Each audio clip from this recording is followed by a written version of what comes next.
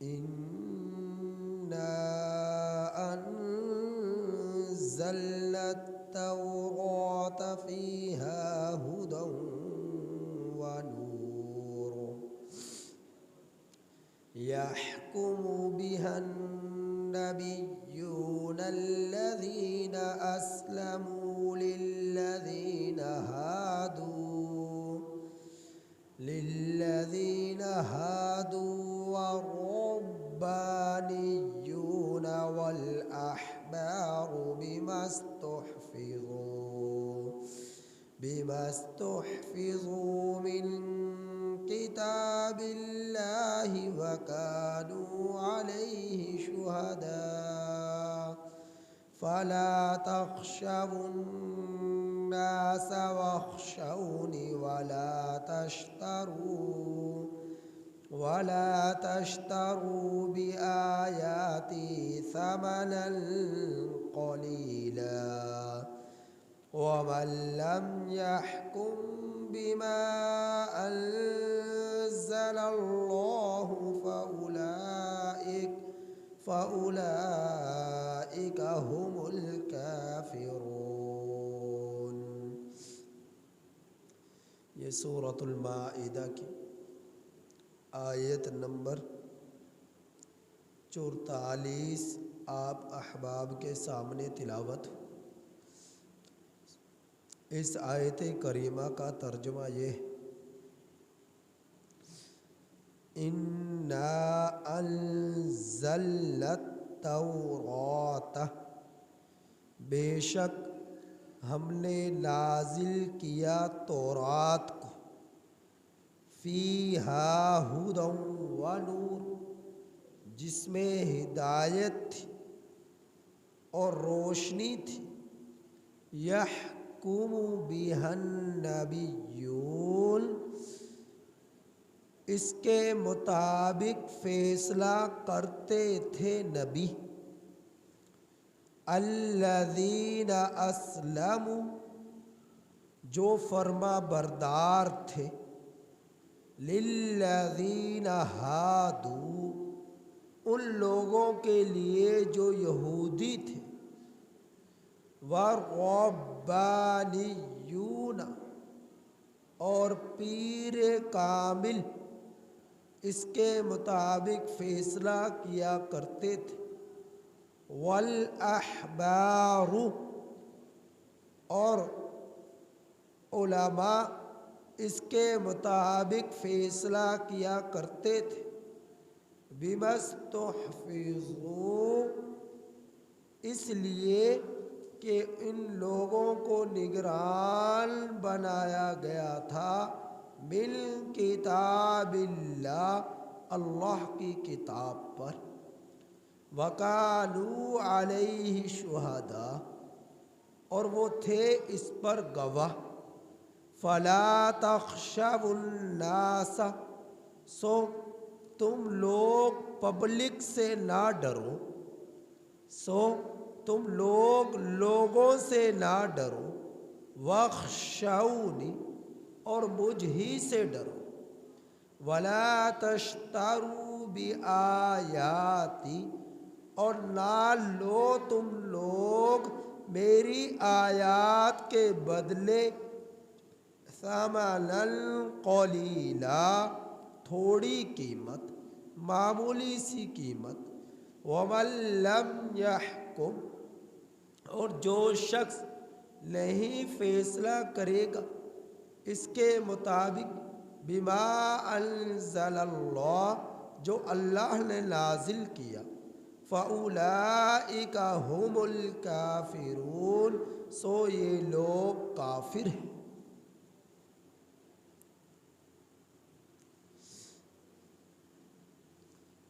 پچھلی آیات کریمہ میں آپ لوگ یہ سن چکے کہ اہل یہود خیبر کے جو لوگ تھے ان میں ایک شادی شدہ مرد اور شادی شدہ عورت نے زنا کا ارتکاب کر لیا، تو وہ اہل یہود نے ایک وفد نبی کریم صلی اللہ علیہ وسلم کے پاس بھیجا کہ شاید آپ صلی اللہ علیہ وسلم کی شریعت میں کوئی نرم حکم ان کے متعلق مل جائے جس سے ان کی جان بچ جائے۔ تو ان لوگوں نے نبی کریم صلی اللہ علیہ وسلم کو ثالث تسلیم کیا، اور ثالث تسلیم کرتے ہوئے آپ سے فیصلہ کرانے کے لیے آئے، جبکہ جو حکم شادی شدہ زانی مرد عورت کا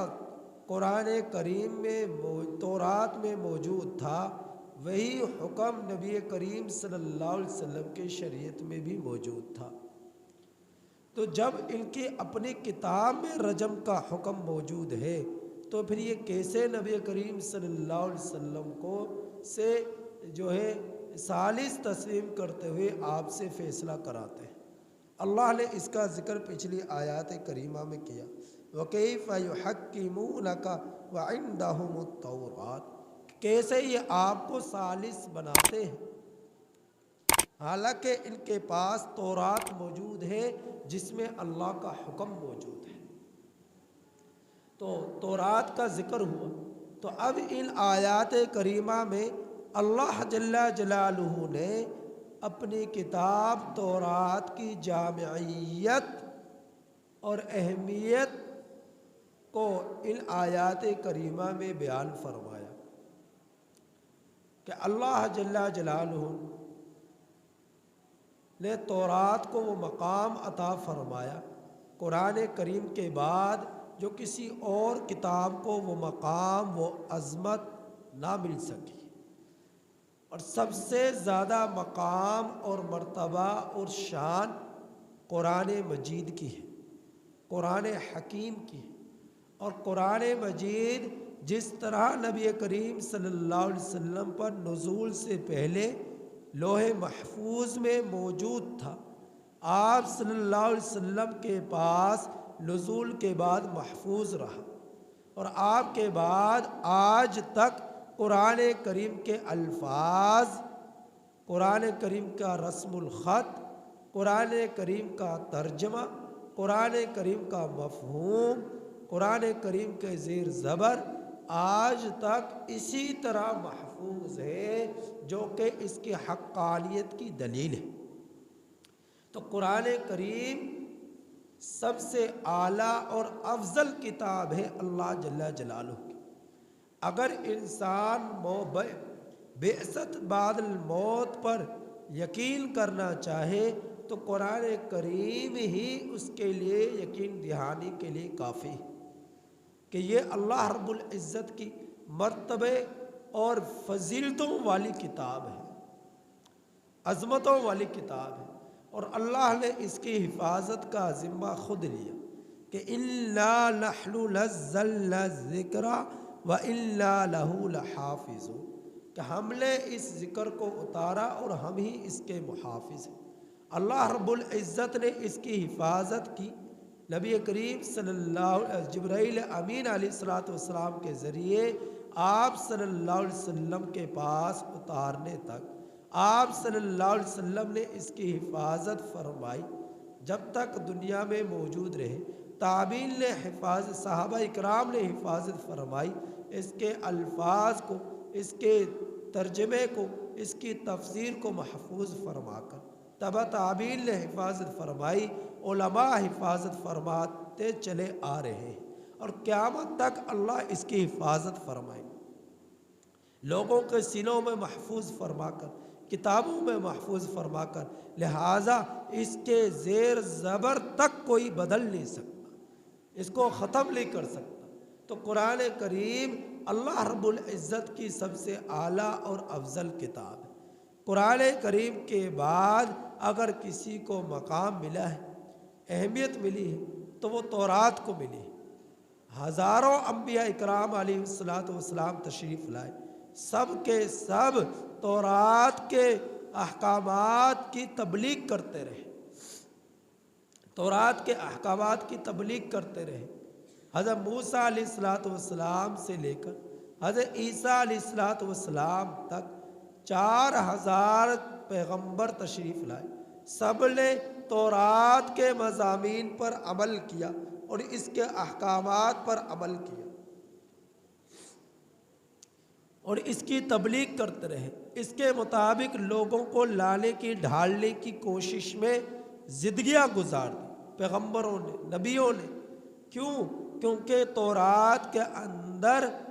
جو ہے ہدایت تھی، اس کے احکامات ہدایت پر مشتمل تھے، اس کے مضامین ہدایت پر مشتمل تھے، تو اس کے احکامات پر عمل کر کر انسان ہدایت یافتہ بن جاتا تھا۔ تو تورات کے اندر روشنی تھی، ظلمتوں سے یہ نکالنے والی تھی، روشنیوں کی طرف یہ لانے والی تھی۔ تو ہزاروں پیغمبروں نے اس کی حفاظت کی، تورات کی، اور اس کی تبلیغ کرتے رہے، حتیٰ کہ نبی حضرت عیسیٰ علیہ السلام تشریف لائے تو آپ صلی اللہ علیہ وسلم سے پہلے تورات کے احکامات پر عمل کیا جاتا تھا، اس کے مضامین پر عمل کیا جاتا تھا۔ لیکن جس وقت نبی کریم صلی اللہ علیہ وسلم تشریف لے آئے تو آپ صلی اللہ علیہ وسلم کی تشریف آوری کے بعد قرآن مجید کا جب نزول شروع ہوا، آپ کو نبوت ملی، تو اس کے بعد اب لازم ہو گیا کہ شریعت موسیٰ، شریعت عیسیٰ منسوخ ہو گئی۔ اب اگر نجات ملے گی تو نبی کریم صلی اللہ علیہ وسلم کی شریعت پر عمل کرنے میں نجات ملے گی، آپ کے دین کو قبول کرنے میں نجات ملے گی، اور قرآن مجید کے احکامات پر عمل کرنے میں نجات ملے گی۔ تو اب قرآن کریم ہی وہ کتاب ہے جو ہدایت اور روشنی کا ذریعہ ہے۔ باقی اہل نصارہ ان کی کتابیں 5 تھیں،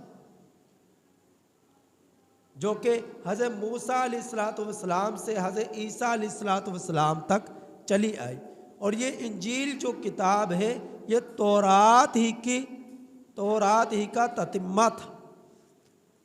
تورات ہی کا حصہ تھا انجیل جو کتاب ہے۔ تو اناجیل 5 تھی، انجیل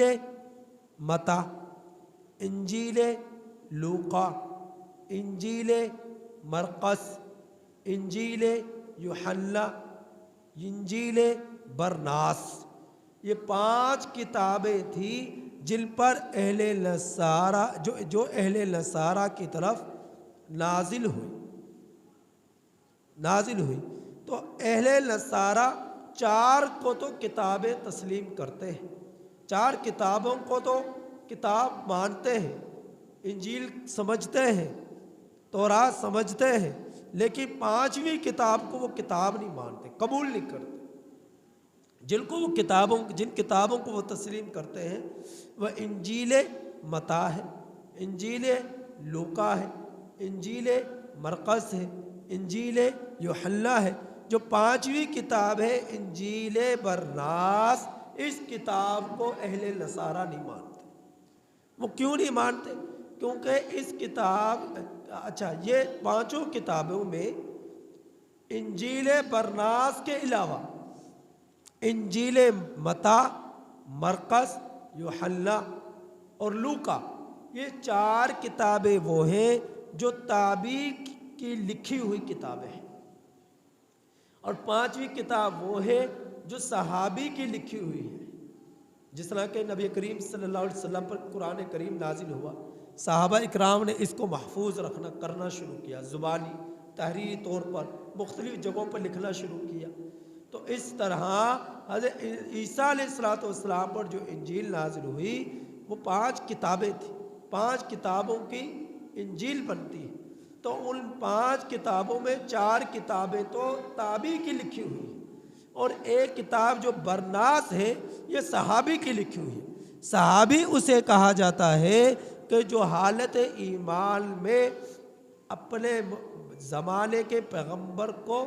کی زیارت کر لے، اس پر ایمان لے آئے، اس کو صحابی کہا جاتا ہے۔ اور تابعی اسے کہا جاتا ہے جو ایمان کے حالت میں صحابی کی زیارت کر لے، جو صحابی کے زمانے کے اندر جو آئے، جو نبی کی تو زیارت نہ کرے، لیکن جس نے نبی کی زیارت کی اس کی جو زیارت کر لے حالت ایمان میں، اس کو تابعی کہا جاتا ہے۔ تو تابعی کی لکھی ہوئی یہ 4 کتابیں ہیں، متی، لوکا، مرقس، یوحنا، اور جو صحابی کی لکھی ہوئی کتاب ہے وہ صرف ایک ہے، اور وہ ہے برناس۔ اب ہونا تو یہ چاہیے تھا اہل نصارہ برناس کو بھی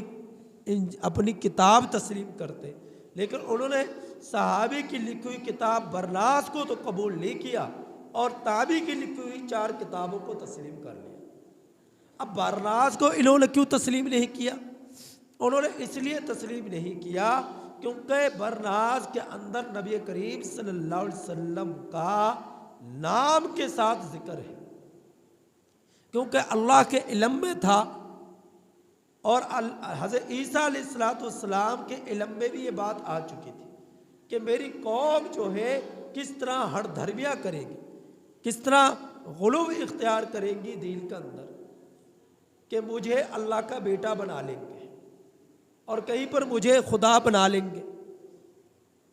تو انجیل کے اندر کتاب یہ مضمون موجود ہے کہ نبی کریم صلی اللہ علیہ وسلم آخر زمان پیغمبر تشریف لائیں گے، اور وہ جب تشریف لائیں گے تو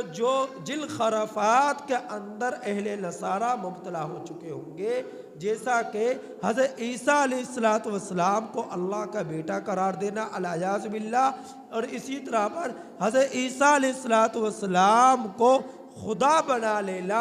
اہل نصارہ کا، تو ان کے غلط قسم کے عقائد اور نظریات کو نبی کریم صلی اللہ علیہ وسلم ختم فرمائیں گے۔ یہ مضمون انجیل برناس کے اندر موجود تھا، اور نبی کریم صلی اللہ علیہ وسلم کے نام کے ساتھ موجود تھا کہ آپ صلی اللہ علیہ وسلم تشریف لائیں گے آخر زمان پیغمبر، اور وہ آ کر ان خرافات سے نکالیں گے۔ اب اگر یہ لوگ برناس کتاب کو بھی تسلیم کر لیں تو پھر کیا ہوگا؟ نبی کریم صلی اللہ علیہ وسلم برناس کتاب کو بھی تسلیم کر لے تو انہیں تسلیم کرنا پڑے گا نبی کریم صلی اللہ علیہ وسلم کی ذات اقدس کو۔ تو آپ صلی اللہ علیہ وسلم کی ذات اقدس، آپ کی نبوت، آپ کی پیغمبری، آپ کی رسالت کو قبول کرنے کے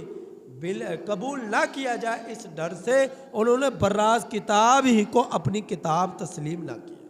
اس کا انکار کر دیا۔ تو اس لیے برناس کتاب کو تو وہ کتاب نہیں مانتے، اس کے علاوہ باقی 4 اناجیل اربع کو وہ اپنی کتاب تسلیم کرتے ہیں۔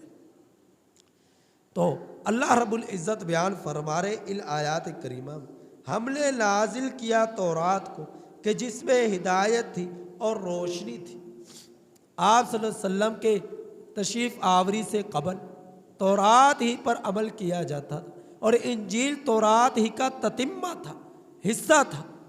تو تورات کے اندر روشنی تھی، ہدایت تھی، تو تورات ہی کے مطابق ہزاروں پیغمبر تشریف لائے، اسی کے مطابق جو ہے نبی فیصلے کرتے رہے۔ کیوں؟ کیونکہ وہ فرما بردار تھے۔ الذین اسلموا، فرما بردار تھے نبی، کہ اپنی چاہت سے کوئی فیصلہ نہیں کرتے تھے، وہی فیصلہ کرتے جو تورات میں موجود ہوتا،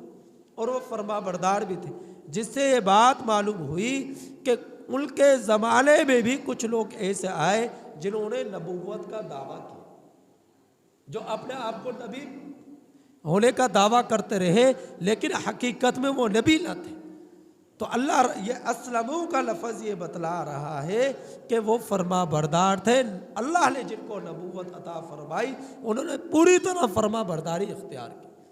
تو جس طرح نبی کریم صلی اللہ علیہ وسلم کے زمانے سے لے کر اب تک بہت سارے لوگوں نے نبوت کا دعویٰ کیا، گزشتہ قوموں میں حضرت موسیٰ علیہ السلام کی تورات کے زمانے میں، انجیل کے زمانے میں بھی ہزاروں جہاں پیغمبر تشریف لائے، ان کے زمانے میں بھی کچھ لوگ ایسے آئے جنہوں نے نبوت کا دعویٰ کیا، وہ نافرمان تھے۔ تو اسلموا نے آ کر بتلایا جب ہزاروں پیغمبر تشریف لائے ان میں وہ فرما برداری اختیار کرنے والے تھے، لیکن کچھ جھوٹا نبوت کا دعویٰ کرنے والے نافرمان بھی تھے۔ یہ اسلموا کا لفظ بتلا رہا ہے۔ تو آپ صلی اللہ علیہ وسلم کے زمانے میں جس طرح جھوٹا نبوت کا دعویٰ کیا مسیلمہ کذاب نے، اسود عنسی نے، مسیلمہ کذاب نے دعویٰ کیا نبوت کا، اور پھر اس نے کچھ لوگوں کو بھی نبی کریم صلی اللہ علیہ وسلم کے پاس بھیجا، اور آپ صلی اللہ علیہ وسلم کے پاس اس نیت سے بھیجا کہ نبی کریم صلی اللہ علیہ وسلم، اس غرض سے بھیجا کہ نبی کریم صلی اللہ علیہ وسلم سے جا کر کہا جائے کہ ایسا کرے کہ جھگڑے کو ختم کرتے ہیں، کچھ کمپرومائز کر لیتے ہیں۔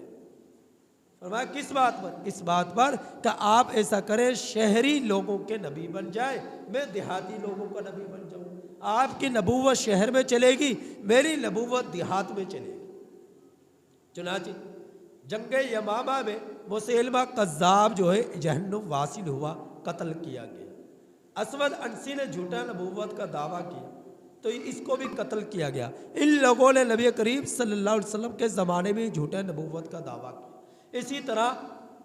جو ہے طلیحہ بن خویلد نے نبوت کا دعویٰ کیا اور جنگ ہوئی، جنگ میں شکست کھا کر بھاگ گیا۔ حضرت فاروق اعظم رضی اللہ تعالیٰ عنہ کے زمانہ خلافت میں اس کو قتل کیا، یہ مسلمان ہو گیا۔ اسی طرح ایک عورت نے، سجا نامی عورت نے نبوت کا دعویٰ کیا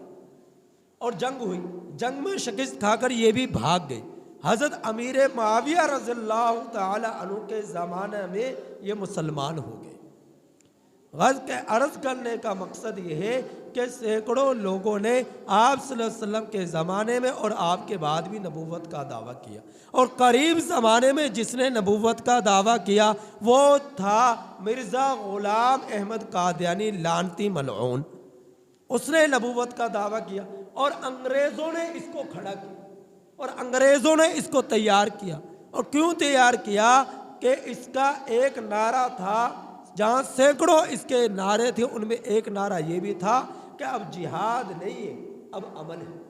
اب جنگ اور جدال نہیں ہے، جہاد نہیں ہے، تو اب صرف عمل کے ساتھ زندگی بسر کرنی۔ تو جہاد ہی کو ختم کرنے کا نعرہ سب سے بڑا اس کو دیا گیا۔ کیوں؟ تاکہ انگریزوں کے خلاف ہتھیار نہ اٹھائے جائے، انگریزوں کے خلاف لڑائی نہ کی جائے، انگریزوں سے جہاد نہ کیا جائے۔ تو اس کا ایک یہ اپنے جو ہے جہاں دوسرے اس کے دعوے تھے، ایک یہ بھی اس کا دعویٰ تھا کہ بھی جہاد اسلام کے اندر اب اس کی کوئی حیثیت نہیں۔ تو انگریزوں نے اس کو تیار کیا، کھڑا کیا، تو اللہ رب العزت نے اس لعنتی کو، اس ملعون کو جو ہے جہنم واصل کیا، مردود ہوا، اور جو ہے بری موت مرا، جو ہے واش روم کے اندر، بیت الخلاء کے اندر اس کو موت آئی، گندگی کی جگہ پر اس کو موت آئی۔ آج تک اس پر پھٹکاریں پڑ رہی، لیکن اس کے پیروکار آج بھی موجود ہیں، احمدی گروپ موجود ہے، مختلف ان کے لوگ موجود ہیں، اور پوری دنیا کے اندر پوری طرح یہ لوگ سرگرداں ہیں، اپنے دعوت و تبلیغ کے کام میں پوری طرح یہ کوششیں کر رہے ہیں، اور اپنے جو ہے مرزا غلام احمد قادیانی کو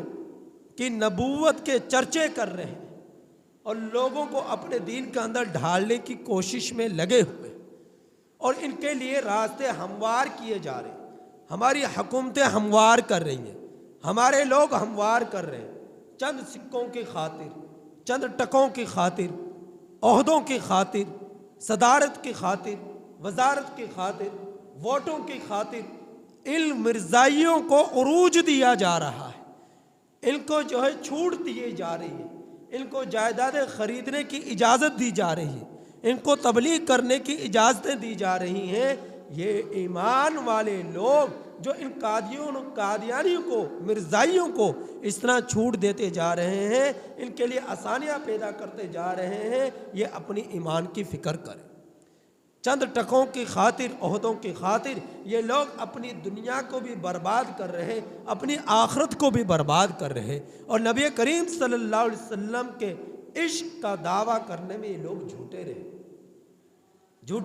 تو یہ لوگ اپنے ایمان کی خیر منائیں، اپنے ایمان کی فکر کریں۔ تو آپ صلی اللہ علیہ وسلم کے زمانے سے لے کر آج تک بہت سارے لوگوں نے نبوت کا دعویٰ کیا، اور نامعلوم قیامت تک کتنے لوگ نبوت کا دعویٰ کریں، کیونکہ اللہ کے رسول صلی اللہ علیہ وسلم کا فرمان ہے کہ فرمایا اِنَّهُ سَيَكُونُ فی امتی کذابون ثلاثون کلہم یزعم انہ نبی وانا خاتم النبیین لا نبی بعدی، کہ میرے بعد 30 جھوٹے کذاب آئیں گے، ان میں سے ہر ایک یہ دعویٰ کرے گا میں نبی ہوں۔ فرمایا کہ میں آخری نبی ہوں، میرے بعد کوئی اور نبی نہیں ہے، پیدا ہی نہیں ہوگا۔ تو آپ صلی اللہ علیہ وسلم یہ بات بتلا کر چلے گئے۔ خیر، سینکڑوں آیات ہیں، سینکڑوں احادیث ہیں جو نبی کریم صلی اللہ علیہ وسلم کے خاتم النبیین ہونے پر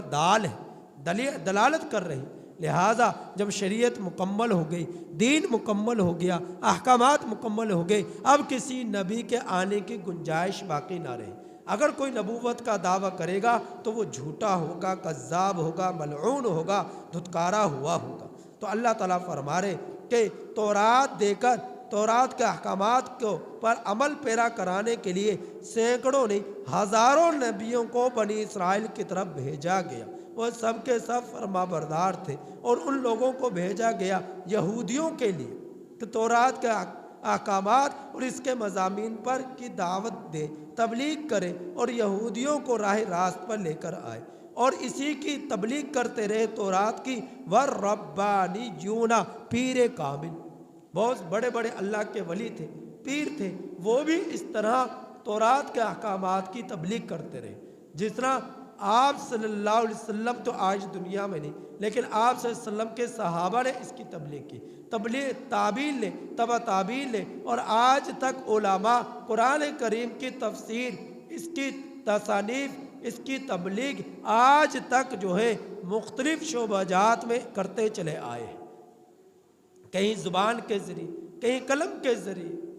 کہیں عملی زندگی کے ذریعے اس کی تبلیغ کرتے آئے ہیں اور چلے آ رہے ہیں، اور قیامت تک اسی طرح چلے آئیں گے۔ تو تورات کے مضامین پر بھی جس طرح پیغمبروں نے تبلیغ کی، اللہ کے ولیوں نے بھی تورات کی تبلیغ کی، والاحبار، اور علماء نے بھی تبلیغ کی، بما استحفظوا من کتاب اللہ، اس لیے کہ ان لوگوں کو تورات پر نگران بنا کر بھیجا گیا کہ نگرانی کرے اللہ کی کتاب کی۔ وَكَانُوا عَلَيْهِ شُهَدَاءَ، اور وہ لوگ اس پر گواہ بھی تھے، وہ لوگ اس پر گواہ بھی تھے۔ تو تورات پر نگرانی بھی کرتے رہے، حفاظت بھی کرتے رہے، یہاں تک کہ ان کے لوگ، ان کے علماء جو تورات کے علماء تھے، تورات کے پیر تھے، تورات پر عمل کا، تورات کا علم جاننے والے لوگ تھے، دنیا کی خاطر، چند ٹکوں کی خاطر انہوں نے اپنے ایمان کو بیچنا شروع کر دیا، اور فیصلہ کراتے لوگوں کے مرضی کے، فیصلہ کراتے لوگوں کی مرضی کے۔ جب لوگوں کی مرضی کے فیصلے ہوتے، جیبیں بھرتی، تجوریاں بھرتی، بینک بیلنس بھرتے، تو لوگوں کی مرضی کے وہ فیصلے کرتے۔ جس طرح کہ آج کے زمانے میں بھی ہماری عدالتوں میں ہمارے قاضی، ہمارے جج، ہمارے فیصلہ کرنے والے لوگ چند ٹکوں کی خاطر بکتے ہیں، عدالتوں میں فیصلے بکتے ہیں، جھوٹ کو سچ بنایا جاتا ہے، قاتل کو بے گناہ تسلیم کیا جاتا ہے، قاتل کو چھوڑ دیا جاتا ہے، یعنی ظالم کو چھوڑ دیا جاتا ہے، مظلوم جو ہے وہ جیل کی زندگی بسر کرتا ہے، قاتل کو چند ٹکوں کی خاطر آزاد کر دیا جاتا ہے۔ نہ زانی کے لیے قرآنی سزا نافذ ہے، نہ شرابی کے لیے قرآنی سزا نافذ ہے، نہ سود خور کے لیے قرآنی سزا نافذ ہے۔ جب قرآن کریم کے احکامات کو پوری طرح پر چھوڑ دیا جائے گا، پھر اسی طرح آفات آئیں گے، بلائیں آئیں گے، سیلاب آئیں گے، اور اللہ کی پکڑ آئے گی، اللہ کی گرفت آئے گی۔ جب ہم دین سے دور ہوں گے، جب ہم اپنے ایمان کو بیچیں گے، جب ہم اللہ کا ڈر دلوں سے نکال دیں گے، زندگیوں سے نکال دیں گے، قرآن کریم کے جو احکامات کو ہم چند ٹکوں کی خاطر بیچ کر دنیا کو بھی برباد کریں گے، آخرت کو بھی برباد کریں گے۔ تو یہی کام حضرت عیسیٰ علیہ السلام کے زمانے کے علماء نے بھی کیا، جو عہدے داروں نے بھی کیا، حضرت موسیٰ علیہ السلام کے زمانے کے عہدے داروں نے بھی کیا، تورات کے علم رکھنے والوں نے بھی کیا۔ تو ان کے علماء بھی بکے، ان کے عہدے دار بھی بکے، تو اللہ کے بن عذابات ان لوگوں پر آئے جو عبرت کا نشان بنے۔ تو آج بھی جب قرآن کے مضامین کو بیچا جائے گا اور اس کے چند ٹکوں کی خاطر فیصلے جو ہے ناحق کیے جائیں گے، ظالم کو مظلوم جو ہے بنا دیا جائے گا، پھر اللہ رب العزت کی طرف سے عذابات آئیں گے، پکڑ آئیں گی، گرفت آئیں گی، جس میں بد تو بد نیک بھی پستے چلے جائیں گے۔ جب اللہ کا عذاب آیا کرتا ہے وہ نہ نیک کو دیکھتا ہے نہ وہ برے کو دیکھتا ہے، سب اللہ کے عذاب کی گرفت میں، پکڑ میں، لپیٹ میں آ جایا کرتے ہیں۔ تو اللہ تعالیٰ فرما رہے ہیں فَلَا تَخْشَوُا النَّاسَ، تم لوگ پبلک سے نہ ڈرو، لوگوں سے نہ ڈرو، تمہارے دلوں میں صرف ایک ہی ذات کا ڈر ہو، وَاخْشَوْنِی، اور میں ہوں، وہ ذات میں ہوں، اور وہ میں کون؟ اللہ کی ذات۔ فرمایا وَلَا تَشْتَرُوا بِآيَاتِي ثَمَنًا قَلِيلًا، اور میری آیات کو چند ٹکوں کے خاطر نہ بیچو، بہت کم قیمت میں نہ بیچو۔ اس کا مطلب یہ نہیں کہ زیادہ قیمت میں بیچ ڈالو۔ اللہ کے جو ہے علم میں، اللہ کی نظروں میں نبی کریم صلی اللہ علیہ وسلم نے ارشاد فرمایا دنیا ما فیہا کی حیثیت وقعت مچھر کے پر کے برابر بھی نہیں ہے۔ اس کے خزانوں کی حیثیت، اس کی جو ہے دولت کی، اس کی متاع کی، دنیا ما فیہا کی، زمینی خزانوں کی، سمندری خزانوں کی، کسی بھی چیز کی اللہ کی نظروں میں مچھر کے پر کے برابر بھی کوئی حیثیت نہیں ہے۔ تو فرمایا کہ چند ٹکوں کی خاطر تم میری آیات کو نہ بیچو، یعنی احکامات کو نہ بیچو، فیصلہ کرو میرے حکم کے مطابق، میرے نبی کی سیرت کے مطابق، من مانی نہ کرو، چند ٹکوں کی خاطر غلط فیصلے نہ کرو، چند ٹکوں کی خاطر ظالم کو مظلوم نہ بناؤ، چند ٹکوں کی خاطر قاتل کو بے قصور نہ بناؤ، چند ٹکوں کی خاطر زانی کو زنا والی سزا نافذ کرنے سے گریز نہ کرو، یعنی مختلف سزائیں، چور کی سزا، زانی کی سزا، شرابی کی سزا، سود خور کی سزا۔ فرمایا میرے احکامات کو نافذ کرو، پیسوں کی خاطر ضمیر کو، ایمان کو نہ بیچو۔ اللہ تعالیٰ واضح طور پر فرما رہے اہل یہود کے لیے بھی یہ حکم تھا، اہل نصارے کے لیے بھی یہی حکم تھا، ہم لوگوں کے لیے بھی یہی حکم۔ فرمایا وَمَن لَّمْ يَحْكُم بِمَا أَنزَلَ اللَّهُ، جو شخص تم میں سے اللہ کے نازل کردہ احکامات کے مطابق فیصلہ نہیں کرے گا تو یاد رکھو فَأُولَٰئِكَ هُمُ الْكَافِرُونَ، سو یہ لوگ کافر ہیں۔ جب اللہ کے حکم کے مطابق فیصلہ نہیں ہوگا، زانی کی سزا ہے شادی شدہ کی کہ اس کو رجم کیا جائے، اب ہماری عدالتیں اس کو رجم نہ کریں کیونکہ دوسرا کوئی تصور ہی نہیں ہے۔ اگر عدالتوں میں اس کو رجم کرنے کا حکم نہ دیا جائے تو یہ لوگ مسلمان نہیں، یہ لوگ کافر ہیں۔ قرآن کہہ رہا اگر غیر شادی شدہ کو 100 کوڑے نہ برسائے جائے اور ہماری عدالتیں اس کا فیصلہ نہ کرے تو یہ قاضی مسلمان نہیں، یہ کافر ہے، یہ کافر ہے۔ اور فرمایا کہ اگر چور کے ہاتھ نہ کاٹے جائیں اور اسے متبادل سزا دی جائے تو فرمایا وہ مسلمان نہیں۔ ڈاکو کو سولی پر نہ لٹکایا جائے اور اس کے ہاتھ پاؤں کو نہ کاٹا جائے، اس کو نیزے مار مار کر سولی پر لٹکا کر نہ قتل کیا جائے، عبرت کا نشان نہ بنایا جائے، قرآن کی یہ سزا نافذ نہ کی جائے اور اس کے متبادل اپنی مرضی سے فیصلہ کیا جائے کہ 1 سال کی قید، 2 سال کی قید، اس کا قرآن میں ذکر نہیں ہے، اس کا حدیث میں ذکر نہیں ہے، تو پھر یہ قاضی مسلمان نہیں ہے، یہ کافر ہے۔ قرآن کہہ رہا ہے، میں نہیں کہہ رہا، قرآن مجید کہہ رہا ہے فَأُولَٰئِكَ وَمَن لَّمْ يَحْكُم بِمَا أَنزَلَ اللَّهُ، جو شخص اللہ کے نازل کردہ احکامات پر عمل نہ کرے، فیصلہ نہ کرے، فَأُولَٰئِكَ هُمُ الْكَافِرُونَ، سو یہ لوگ کافر ہیں۔ اب جو لوگ ان کو مسلمان سمجھے وہ بھی کافر ہیں،